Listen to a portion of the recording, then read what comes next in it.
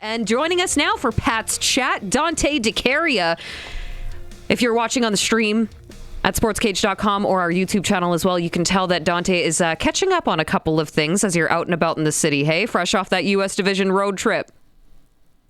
Yeah, you got to hit up Costco. You got to do the little things after, I guess, being away from your home after 12 days. Tegan, I know you know that I have a cat. I also own several reptiles as well. So I just stopped by the reptile store, and I'm heading I guess, home right now. But, yeah, just trying to get the little things done so that it keeps my mom happy, right? Well, see, I'm giving you all kinds of credit, man. The first thing that I want to do after hopping off a bus from 17 hours is hop in another vehicle. So I'm giving you credit because I couldn't do that. Yeah, it was a long bus ride. We got into the Brand Center about 5 o'clock last night. And I think as soon as I got home, the first thing I did was take a shower, obviously, because you can't shower when you're on a bus, right? And brush my teeth. And then after that, I was really hungry and I went back to sleep. So it's been kind of a grind for the entire team, obviously coming off of a lengthy road swing in the U.S. division. And you're facing teams, like the Pats are facing teams that you don't typically see. And it wasn't exactly the most fruitful trip. They go 0-6. But which players stood out to you despite the adversity on the road?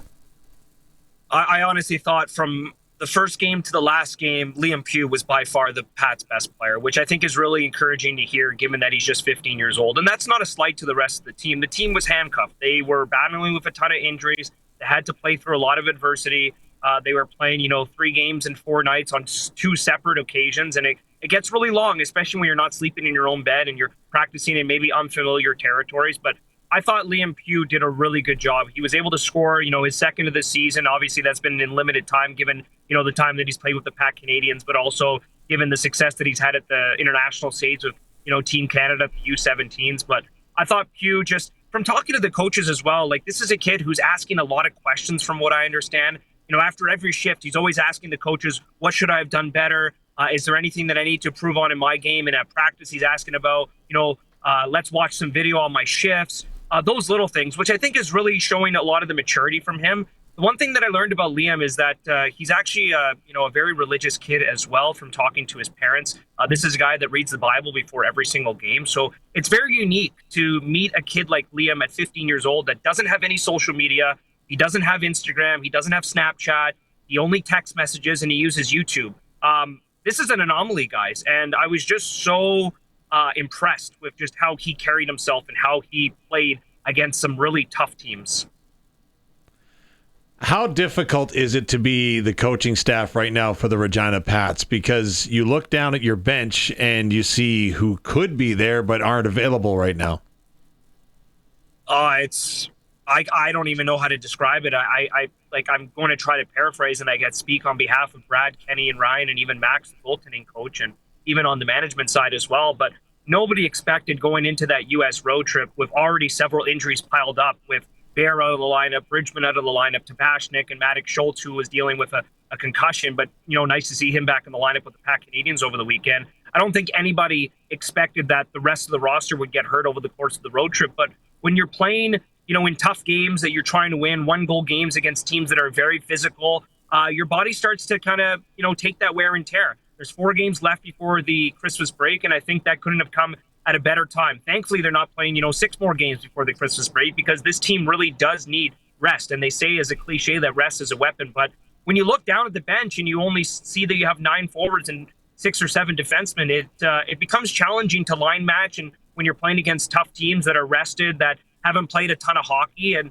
the Pats have played the most games in the Western Hockey League right now, and they were playing teams like Portland who had played the least amount of games in the Western Hockey League. So there is a little bit of ice tilt there. But on the flip side, great opportunity for young players like Shea Rollis and Mathis Paul, Liam Pugh, who I mentioned, even Aiden Wagner, who's a 16-year-old who's now playing full-time with the Pats. I know from talking to Dale Durkach in between games, he said, if I'm a player walking into this game, I'm like, I'm going to play like 22 minutes this game. Let's go. So I think on the flip side, great opportunity, great development for the younger players, but unfortunately, they're going to have to wait for 2 more years to get a win on the U.S. road trip. We kind of talked about it off the top, right, Tegan, when we were talking about the runway, and there's not a lot of runway between now and Christmas. How does this team again, very important 8 points that are up on the line. How does this team get themselves back? And again, we don't know what the health is going to be of every player and the availability moving forward, but how do you get back on track? Well, I think you said it right there. You have to get healthy. And how they get healthy, that remains to be seen. Now, we do have positive news. Connor Bear is expected to be in the lineup for the Regina Pats this coming Friday. In fact, he was cleared to skate with the team and be on the ice full-time this week. He's been being bag skated over the course of the road trip, trying to get his health back to where it was during training camp after he suffered a scary illness over the course of, I believe, the month of September. So there is help on the way. Maddox Schultz will check back into the lineup this weekend. Of course, Liam Pugh, obviously, with the team right now. So those are two players that I just listed off the top of my head. Keats Fawcett, Zach Moore, they try to get healthy this week. And Caden Brown missed the last 2 games with a lower body injury. Hopefully he can get healthy this week as well. So I think rest is their weapon. They will have practices over the course of the week, but I know they're going to be monitoring every single player very closely. It's early in the season, so you don't want to burn anybody out. You won't want to, add to the injury pile up right now. Maybe they're able to call up some players too, but I think being healthy right now is the most important thing. The team played really well in the first 3 games of the road trip when they were healthy, despite not picking up points in Seattle, Spokane, and against Tri-City. So I guess my answer to that question, Dave, is to try to get healthy this week, leading into 2 games this weekend, Friday and Sunday. How crucial, looking further ahead, how crucial is that Christmas break for these guys to get back up to full health?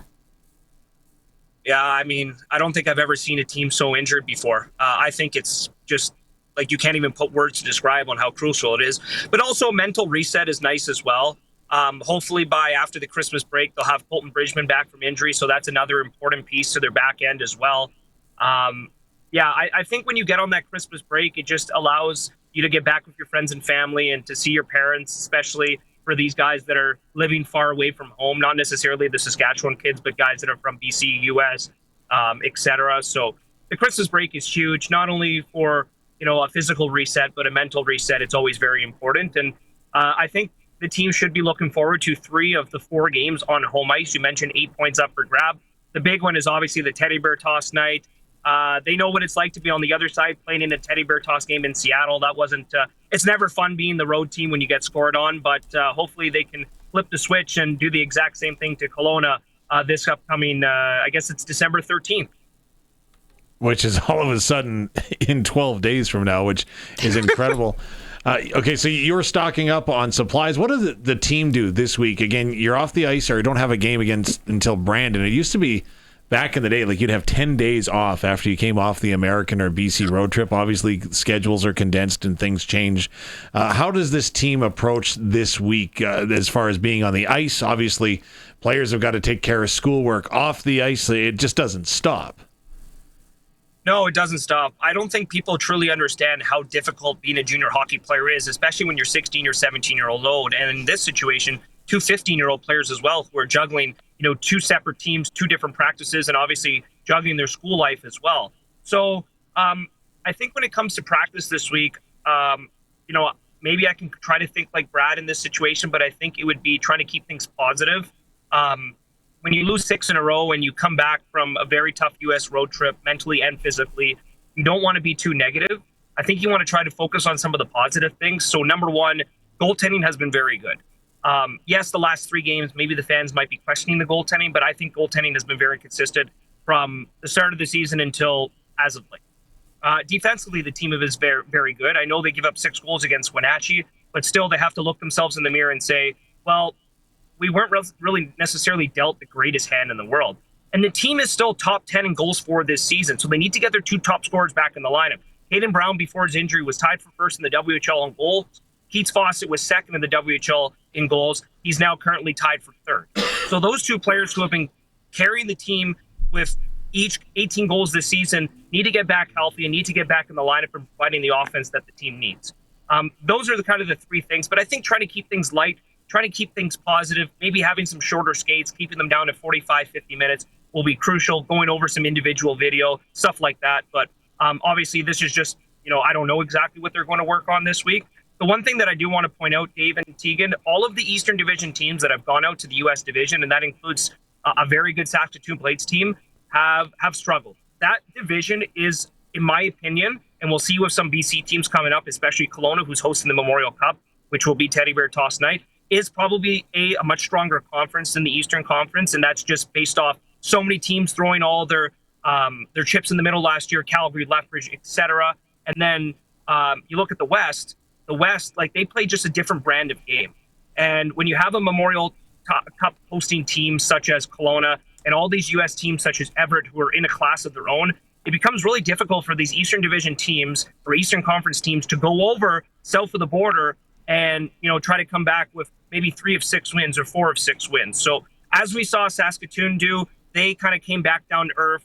Regina Pats had a 500 record heading into this road trip. They kind of came back down to earth. I think people need to understand that the Western Conference right now is very stacked, and there's really nothing we can do about that. But I expect more Eastern Division teams have more trouble as the season goes along when they head south of the border.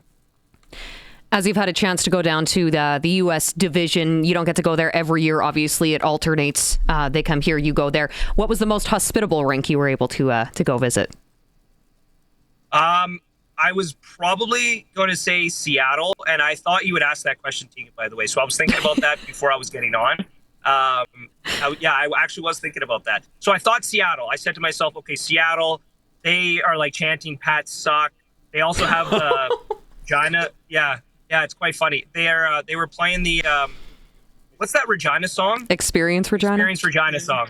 Mm-hmm. Yeah, they kept playing that song to try to get under our skin. And I think that rivalry and that fan base and the way they hate the Pats goes back to the year they were in the league final. And I know Seattle ended up winning in 6 games, so I don't really understand what the bad blood is. But, all right, yeah. So I would have said Seattle. I'm going to say Portland because they play the AC/DC song. I'm trying to remember what song. After every time they score, and they scored 7 times. Actually funny. Dave, Greg Mayer messaged me listening to the broadcast, and he was like, text me something like they better turn that song off or something like that. I'm trying to remember what he said. But I say Seattle was the most hostile crowd. They had like guys banging on the penalty box doors and stuff like that. I think it's really cool for these kids to experience it. Like it feels like a mini NHL. So I would say Portland would be the one. And how did the Wenatchee Wild look? Surprisingly, I thought they weren't going to be the greatest team, but after a little bit of a slow start, the Pats came out like with tons of energy, tons of firepower in the first period. But Don Nakbar, who's their head coach, I did a really nice pregame interview with him, by the way. And there's a reason why he has the most games coached as a WHL bench boss in league history, and there's a reason why he's 3rd all time in wins. They played a professional game.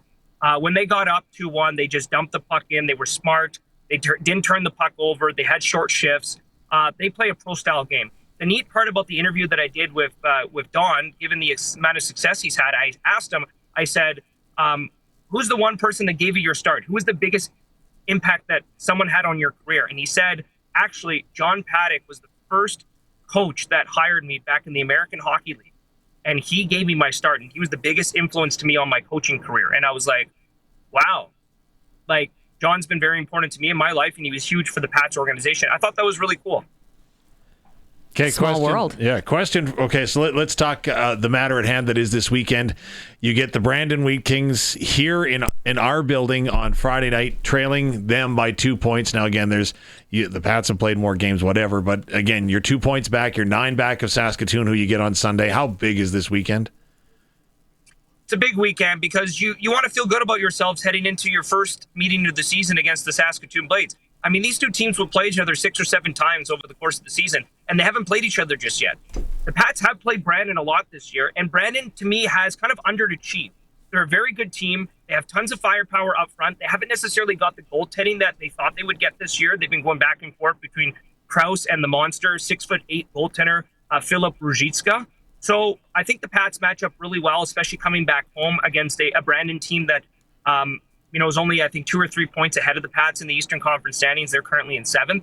So knowing that a lot of the teams have games in hand on Regina, these 2 games this weekend are crucial. You have to get 3 or 4 points this weekend. There's no other way around it.